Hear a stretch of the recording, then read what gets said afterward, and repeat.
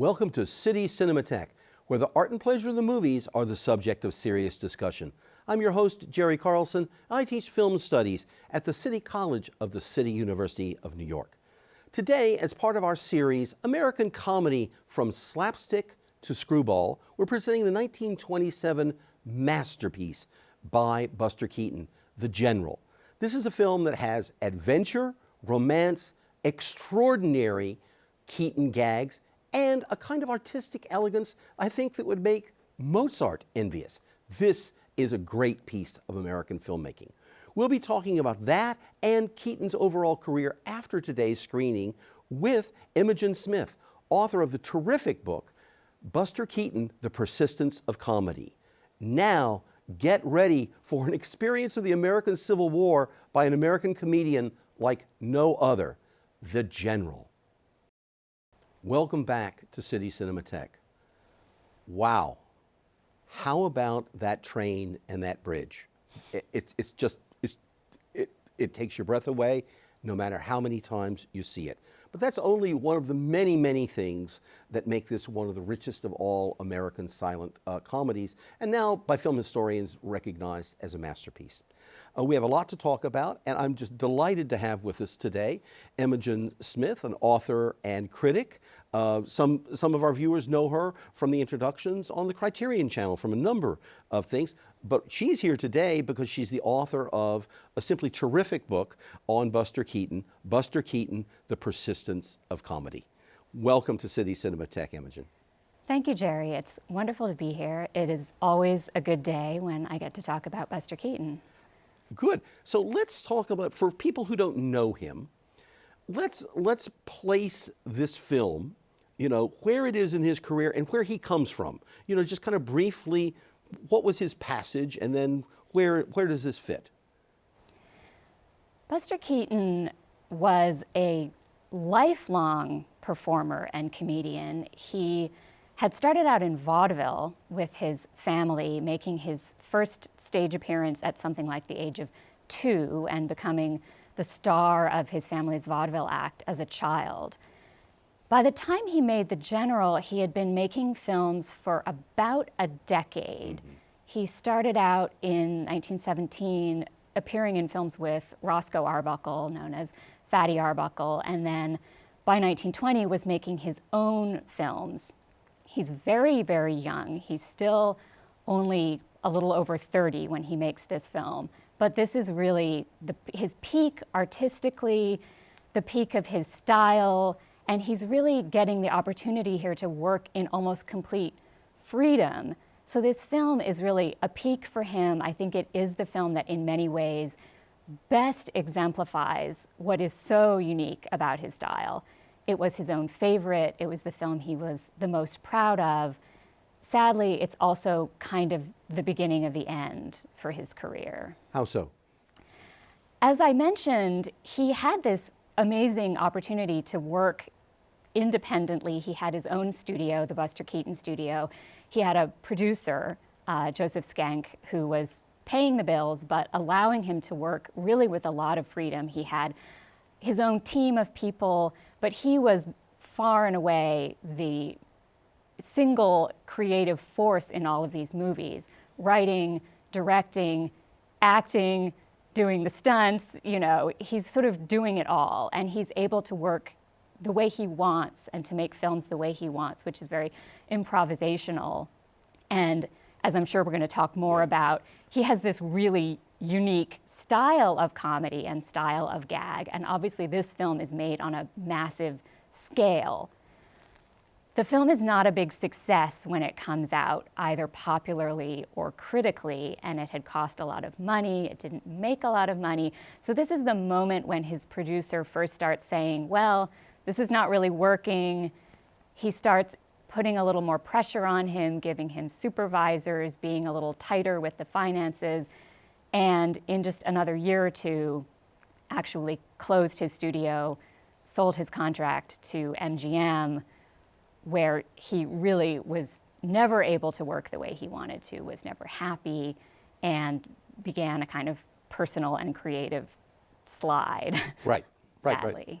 Yeah, no. And so this is the window is beginning to close, but what has been really people should know, an extraordinary 10 years, and many of these films are available either streaming or on DVD. So if this is your first dip into him, we'll be screening as part of this series Steamboat Bill Jr. as well. But the riches both in his short films that are the lead up to these feature films and the feature films. You cannot go wrong, as it were, by watching a feature film made by Buster Keaton during this window of the 1920s, while he's only in his mid 20s to his early 30s. It's really an extraordinary accomplishment. Let's just reel back just for a minute, because I think it's an interesting thing. You talked about the fact that he's a lifelong performer. So for people who don't know it, why is he called Buster?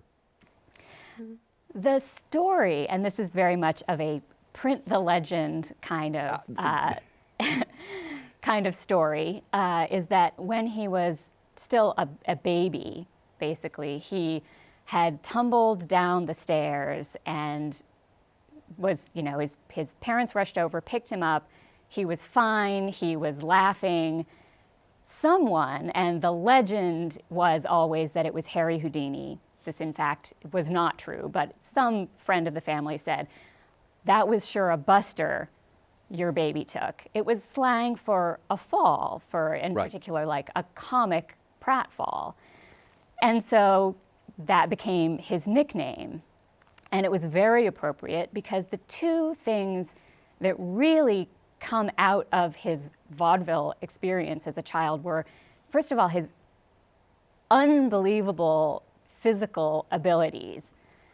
The falls, the flying through the air, the athleticism and acrobatics that he could do was because he had been doing it ever since he was a child. This act that they had on stage was very rough and tumble, very knockabout, and his father would pick him up and fling him across the stage, and they were doing all of this kind of stuff. So by the time he's in his 20s, this is just second nature to him, which is why he makes everything look so easy and so graceful. It was also, as a child on the stage, that he first developed the habit of not smiling, which is where he got this nickname, the Great Stone Face, and this kind of deadpan quality that he has. It's very misleading, really, because as I'm sure everyone who's just watched this movie has seen, he is anything but stone-faced or blank. He is incredibly expressive as an actor, but he does it all in a very minimal way. And the trick of not smiling was really deeply embedded in his persona, in his style of comedy, in his whole way of sort of reacting to the world by sort of not reacting and expressing this kind of stoicism that he has. Well, and I think that's also one of the things that makes us almost 100 years later, feel this incredible, not only attraction to the character, and we're interested in him, but this feeling of a kind of shared modernity with him, that he's bestruck and bedazzled by how strange the world is, and we see him respond to that, but in this minimalist way, which is also, the 20s and the teens and the 20s are a period in which film acting as we know it is being invented. And the greater gestures of the melodramatic stage tradition, which is the dominant tradition, in theater, people, and he's not alone in this, but people are learning what film acting is and how you can pull back, and the smallest of gestures can be captured by the camera, but the gesture may be small, but the expression through the gesture is grand. And he's one of the great masters of that, and of the double take. Yeah, please. Absolutely, and I think it really comes partly from the camera, that he had this extraordinary relationship with the camera, both as a director and as a performer. When he talks about making his first film and he just came into the studio, he said, the first thing I wanted to look at was the camera. He was very mechanically inclined, very fascinated by machines, and he was fascinated by the camera and needed to understand how it worked. And I think he has this almost kind of mysterious rapport with the camera, and it's both as a filmmaker, this gift that he has for always knowing how to capture an action or capture a scene or a frame in the best and cleanest and simplest way possible. But it's also this way that he has of understanding that he is acting for the camera, which a lot of people at the time didn't understand. Correct. Absolutely. And, you know, there's always the discussion, it's a perpetual discussion, 100 years old, of Chaplin and Keaton. And to be, I will say, slightly unfair to Chaplin, okay, on this, and as much as I admire and adore a number of his films, there's always my suspicion at a moment that Chaplin really wants to be, the camera is there only to capture Chaplin. And that, for me, is one of the great differences, and it's one of the things you've already just pointed to, is that Keaton knows how to capture himself on camera, but he never forgets, one, the rest of the cast, and he never forgets the scene he's in and where it fits in the story and the angles he's using in that. I mean, he's really, in your way, he's using the camera to narrate. He may be the protagonist, he may know how to use it as an actor, but he also knows how to use the camera to guide the entire story with, as you've pointed out, you know, just this elegance of storytelling that, you know, is, again, takes your breath away sometimes. He is by far the most cinematic of the silent comedians, and as you say, the most modern. But I think the fact that he was a comedian, that he was known as a clown, meant that he was really not at the time recognized as a filmmaker the way that we recognize him now, that he is one of the great directors. He is certainly, I think, one of the greatest masters in the history of cinema at capturing action and at narrating visually. And people just really didn't get that he was doing that. But every one of his films has this really distinctive, unique look and style, and it doesn't really matter who the cameraman is or who his co-director or director is. It's always clearly coming from him and from his visual sense. And it was so, the qualities that he has as a performer are exactly the same as the qualities that he has as a director and the qualities of his movies. And that's why they have this wonderful kind of purity of style. Right. You know, I must say that when I teach him at the City College, and many of the students are there to become filmmakers, I think we all know from what we've just said in the last 10 minutes, I'm a big admirer of Buster Keaton for a lifetime. But I'm also saying, watch him as a filmmaker. Exactly what you said. I said, this is a person you can learn from. Yes, there's the unique personality of the performers, but there's the directorial intelligence here that, you know, break down his scenes. What shots did he do? And how many directors would use 3 to 7 more or 10 more shots? And what is his shot duration? Where did he put the cameras? Because he gets you all the story information in the right proportion and in the right setup for whatever else is going to be moving forward, you know, in the story. Yeah, and I think some of the things that characterize his style, and particularly in this film, are he loved to use long shots and use them whenever possible. This was partly because he liked to have the freedom to improvise. If, as he was going through a scene, something unexpected happened or he got some inspiration for how to make something funnier, it wouldn't get lost because he was only in close-up. Right. So whenever possible, he's using long shots. It also is because he has this incredible spatial sense and this spatial intelligence in it, and this awareness, as you said, of all of the parts of a composition. So he loves long shots, and he loves to capture things with as few shots as possible. When he started making films, one of the first things he realized was that the standard way of capturing an action, something like a clown throwing a pie at another clown, was you would have a shot of the person throwing the pie, a shot of the pie flying through the air, a shot of the pie hitting the guy in the face, and you would edit them together. And the viewer thinks they've seen this action happen, but they really haven't. They've seen it, an edited recreation of it. And that bothered him. He thought people have the right to see something happen honestly. So he always wants to capture action in one shot if possible. And there's this cleanness and this simplicity, but there's also, it increases this wow factor because he's doing these incredible things and you know that he is doing them honestly and they're really happening because you're seeing the whole thing. And in the general, this connects with this sort of obsession he had with the historical accuracy of the setting.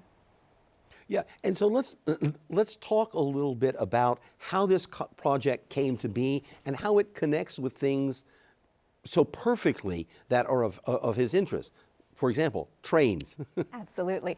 So this came about, it came to him from a colleague, Clyde Bruckman, who had been a member of his team, one of his sort of gag writers in the early years of his studio. Bruckman had left the Keaton studio in the mid-20s and gone to work for Harold Lloyd. But he came across this book. It was a book written by one of the surviving Union raiders who had taken part in this incident where they stole a train, and this is the incident we see in the film. All of the Union spies were in fact captured. Some of them were hanged, but one of the survivors wrote this firsthand account. And Bruckman immediately saw that this would be a perfect story for Keaton, both because, as you mentioned, of the trains. Keaton adored trains, and he loved using them in his films whenever possible. They turn up in a lot of his films, and he had even devoted substantial portions of some earlier films, like Our Hospitality, to a train journey. But this is a chance to make a film that entirely revolves around trains. But also, it's perfect because it's a chase. Right, absolutely. The story is a chase, and Keaton is one of the great masters of the comic chase, and something about that kind of linear structure where everything is strung along this, one path, and the speed and the urgency of it is perfect for Keaton's style. So he gave Buster the book, he read it, he loved it, he immediately said, let's make this, and I want you to write and direct it with me. So they did work on it together. And he immediately said, it's got to be so authentic it hurts. And he insisted on making everything about the setting, about the costumes, about the railways that they used, as visually accurate as possible. He initially wanted to go and film it in the original setting in Georgia. That turned out not to be possible, so it's shot in Oregon, based in a place called Cottage Grove, where he found the kind of landscapes and, importantly, the kind of railway infrastructure that he needed to shoot the film. We've got to stop here because we've got to talk about something with the train, and it reverberates with what you've already been talking about. So, the train, the bridge, the fire. Yes. Let's talk about that for a minute. So throughout this film, obviously, everything that's happening on a train is really happening on a train. Exactly. The way they shot this was, Keaton and whoever else is acting in the scene is on a train that is speeding along a track. They would have the camera either on a second train running on a parallel track or on a car, which would be running along at the same speed as the train. So you have these incredibly thrilling scenes where the actors, the train, the camera are all in motion, and you see the landscape zipping past and the wind whipping through his hair, and you get this incredible feeling of the freshness, the wind, the sun, the speed, the motion. You would never get that later, because in a later film they would have shot this with back projection, with process shots, with models. No, this is all for real. And he wanted to have this scene where the train crashes through the burning bridge. how did they do this? They built a bridge, they set it on fire, they sent this train across, and the train crashed through the bridge. In other words, they just staged it for real. The only thing that's not real is that there are not any actual people on Right. the train. This was obviously the kind of shot you only do once, no second takes. It is considered to be possibly the most expensive single shot in the silent film era. And people came from all over Oregon to watch this being filmed. But what's kind of amazing in the film, I mean, it is an extraordinary moment, but it's just this moment. And it's this one shot. He doesn't do anything to try to sort of hype it or say, look at all the money Right. I'm spending on this shot, look at this big thing that I'm doing. And he follows it and almost kind of tops it with this reaction shot of the general who has said, oh, that bridge isn't burned enough, you can go ahead, and this kind of wonderful deadpan reaction that he has. Right. So it's that thing that Keaton does where he's this incredible, uncompromising perfectionist who is willing to go to any amount of trouble and any amount of risk to himself to get exactly what he wants. And this is part of why he's ultimately kind of not viable as a Hollywood filmmaker. But he also, his style is always based on understatement Right. and on everything being kind of stripped down and plain and unadorned. And it's never about kind of calling attention to itself. But it doesn't need to. Well, and this brings us to another point about Keaton, the mature artist in full control of this, because he begins in vaudeville, as you said. He begins as a gag man. He begins. His apprenticeship is with people who are not so interested in story. They're interested in effects of one kind or another. But this is a compelling story with this incredible symmetry to it. I like in your book, I think you use the phrase there's a boomerang effect, that everything that's laid out in the first half comes back as a motif in the second half with elegance and with variation. So what do you think of this, of his accomplishment as somebody who balances story and gag? Yeah, his evolution is amazingly fast. He comes from this vaudeville style that is completely sort of freewheeling, improvised. It's very much based on slapstick and sort of burlesque and parody. And when he starts working with Arbuckle, the style is very similar. I mean, the style of Arbuckle's films is, if people have any kind of sense of Mack Sennett, the Keystone Cops, this kind of, not to be too pejorative, but a kind of fairly primitive style of comedy, and that's not at all concerned with narrative, with credibility, with fully fleshed out characters or anything like that. And from the beginning, he starts kind of pushing for something that's more sophisticated. And if you watch even the course of the Arbuckle films that he made, by the last ones, you're seeing his style coming through a lot more, and there are sequences that are clearly much more planned out, thought out, elaborate, and that are pushing a little more towards narrative. But really, the big turning point for him came when he moved from making short films, these 20-minute, two-reel comedies, to making feature films. And he felt very strongly that in a feature film, the story is paramount, and that has to come first, and that audiences are not going to want to sit through a feature film that's just a bunch of gags Right. sort of strung together. And really, Our Hospitality is kind of the first mature film in that sense.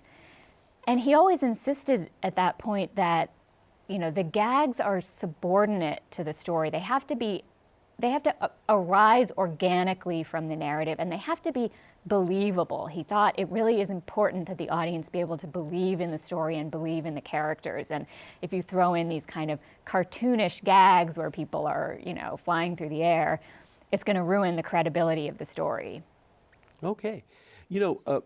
Another thing, we've been talking so much about him, but he's a person whom everybody liked working with. Okay, it's a very important thing, and that's one of the tragedies of later, is because he's put with people who don't understand that, and he loses that rhythm. But that also includes in this film the character arc very much includes his girlfriend, and it begins in one place, but it is an arc of them as of a couple. What do you make of that, and how he interacts with his co-star?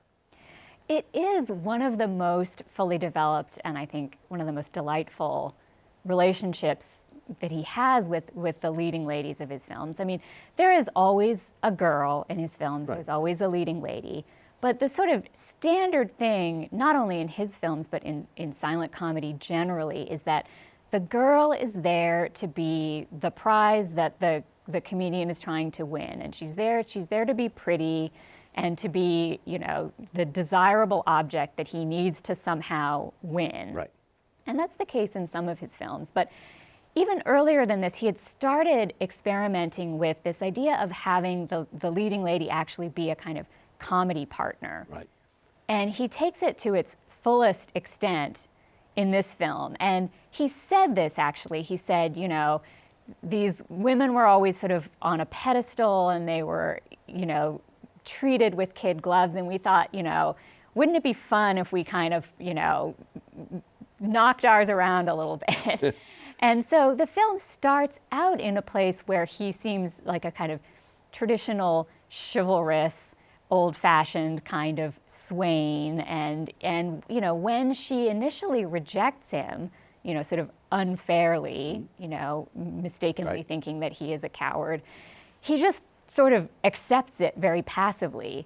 But in the second half of the film, when they are together on the train after he rescues her, they develop this wonderful kind of screwball relationship where it's very kind of sparring, it's spirited. He kind of, you know, teases her, and you know, they kind of are they have this back and forth.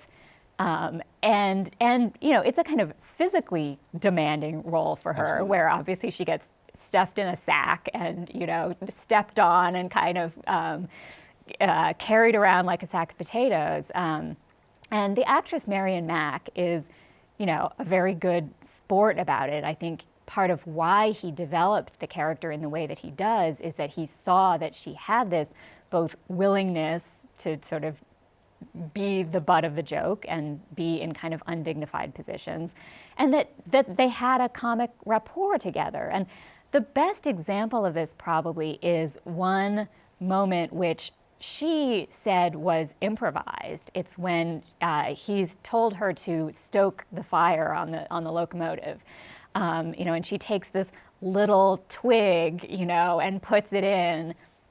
And he sort of immediately picked up on this as a sort of comic possibility, and he gives her this tiny little wood chip, and she puts that in, and then, you know, he grabs her and sort of shakes her and then kisses her. And she said this was a completely spontaneous reaction, and that she felt that he was actually reacting out of pleasure that she had thought up what he thought was a great gag. And this is where we're going to have to stop talking about the many pleasures of Buster Keaton, because we've run out of time. But we end on a wonderful note. If you'd like to know more about City Cinematheque, please visit our website. Visit www.tv.cuny.edu. You'll find lots of information there. Imogen, thank you for bringing your wealth of knowledge about Keaton and just the joy of talking about him. A real pleasure having you here on City Cinematheque. Thank you. I really enjoyed it. Great. And please join us in the future for other episodes of City Cinematheque as we continue our stroll through the archives of film history. It's bye for now.